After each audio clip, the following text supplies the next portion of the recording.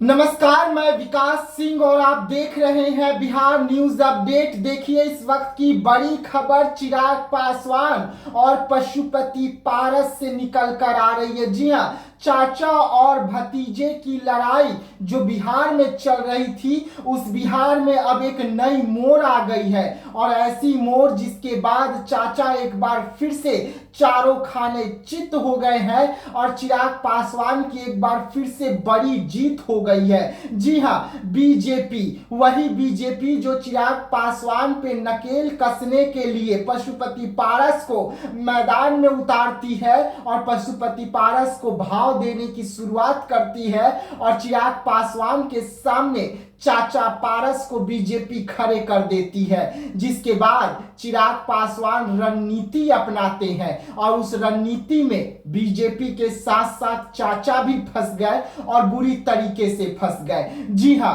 चिराग पासवान लोक जनशक्ति पार्टी रामविलास के राष्ट्रीय अध्यक्ष चिराग पासवान सह केंद्रीय मंत्री चिराग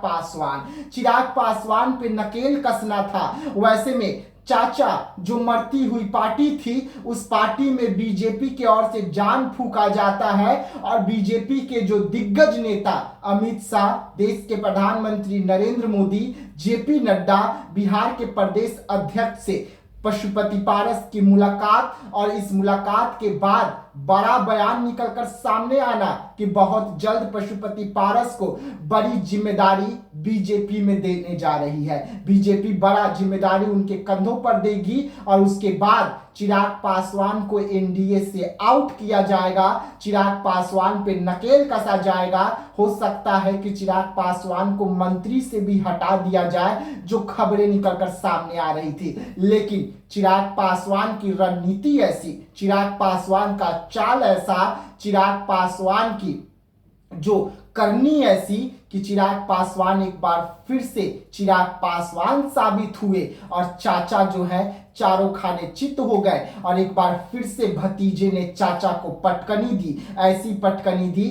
चाचा को भी अब कुछ समझ में नहीं आ रहा है। जी हां, पटकनी। हम आज इसलिए ये शब्द बार बार इस्तेमाल कर रहे हैं क्योंकि चाचा की स्थिति इस वक्त यही है। बीजेपी की ओर से जो लगातार पशुपति पारस को आश्वासन मिल रहे थे कि आप राज्यपाल बनेंगे, तो अब बीजेपी ने पशुपति पारस के साथ बड़ा गेम कर दिया है और चिराग पासवान की जिस तरीके से मुलाकात अमित शाह, जेपी नड्डा और प्रधानमंत्री से हुई, उसके बाद बीजेपी ने ये खेल कर दिया और पशुपति पारस चारों खाने चित हो गए। और अब जो खबरें निकल रही है, ये पारस गुट के लिए बेहद खराब है। जी हां, क्योंकि बीजेपी अब तक पशुपति पारस को 3 बार आश्वासन दे चुकी थी कि आपको राज्यपाल बनाया जाएगा, लेकिन बीते दिनों जो दिन गया वो दिन चौथा आश्वासन का था कि पशुपति पारस को राज्यपाल बनाया जाएगा। सुबह से पशुपति पारस और उनकी पार्टी इंतजार कर रही थी कि अब नोटिस निकलेगा केंद्र की ओर से कि पशुपति पारस को किसी राज्य का राज्यपाल बनाया जा रहा है, लेकिन एक बार फिर से हाथ खाली रहता है और केंद्र जो है चुपचाप बैठे रहती है। और अब पशुपति पारस अपना तेवर दिखा रहे हैं और पशुपति पारस की पार्टी का गुपचुप तरीके से जो बात हुआ, उस बात का पोल खुल रहा है और पशुपति पारस की पार्टी का जो बयान है वो ये निकल के सामने आया कि बीजेपी की ओर से बड़े दिग्गज नेताओं ने कहा था, जो केंद्र लेवल के नेता हैं, उन्होंने कहा था कि इस वक्त पितरपक्ष चल रहा है, पितरपक्ष की समाप्ति होने दीजिए, आपको खुशखबरी देंगे। पितरपक्ष भी समाप्त हो गया, नवरात्रि का पावन पर्व भी शुरू हो गया, लेकिन पशुपति पारस को जो चौथा आश्वासन मिला था वो भी फेल हो गया और चिराग पासवान की जीत हुई। चिराग पासवान ने एक बार फिर से चाचा को पटकनी दी। अब देखने वाली बात होगी कि चाचा अब भी कह रहे हैं कि वो एनडीए का हिस्सा है, एनडीए में रहेंगे, लेकिन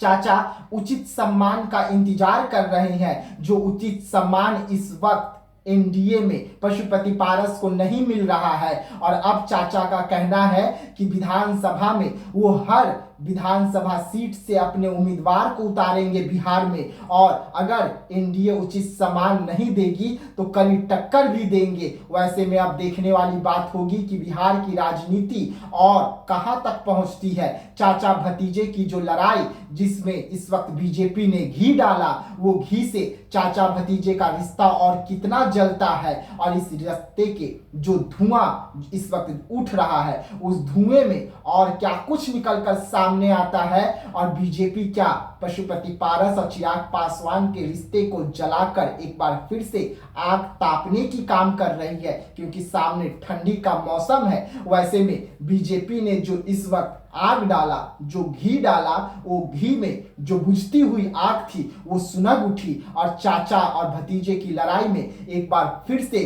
तूल पकड़ लिया, और ऐसा तूल कि इस वक्त पशुपति पारस हिसाब मांग रहे हैं, एनडीए से हिसाब मांग रहे हैं, और इस वक्त एनडीए खामोश है, और अभी भी पशुपति पारस कह रहे हैं उचित सम्मान दीजिए, और अगर ना मिले तो करारा जवाब मिलेगा। वैसे में इस वक्त पशुपति पारस की जो नैया थोड़ी सी उभरती हुई नजर आ रही थी वो फिर से डूबती हुई नजर आ रही है, और पशुपति पारस की राजनीतिक करियर तो समाप्त हो ही रही है, लेकिन इस चाचा भतीजे की लड़ाई में प्रिंस राज पर सबसे ज्यादा प्रभाव पड़ रहा है, क्योंकि बिहार के उगता हुआ एक नेता थे जो इस वक्त खतरे की घंटी से जूझ रहे हैं, तलवार लटक रहा है कि उनकी राजनीति का क्या कुछ होगा। वैसे में चाचा जो है एक बार फिर से करारा धोखा मिला है, और ये धोखा बीजेपी ने दिया है, और ये धोखा तब मिला जब चिराग पासवान बीजेपी के दिग्गज नेताओं से मुलाकात करते हैं, अमित शाह, जेपी नड्डा और प्रधानमंत्री से मुलाकात करते हैं। वैसे में मोदी के हनुमान पर मोदी ने भरोसा किया, और एक बार फिर से चाचा पारस को बड़ा धोखा दिया गया है। अब देखने वाली बात होगी कि चाचा का अगला कदम क्या होगा, क्योंकि चाचा इस वक्त बड़ा कदम उठाने की तैयारी कर रहे हैं। तो ऐसी तमाम खबरों के लिए आप रहिएगा बिहार न्यूज अपडेट के साथ। दीजिएगा इजाजत, धन्यवाद।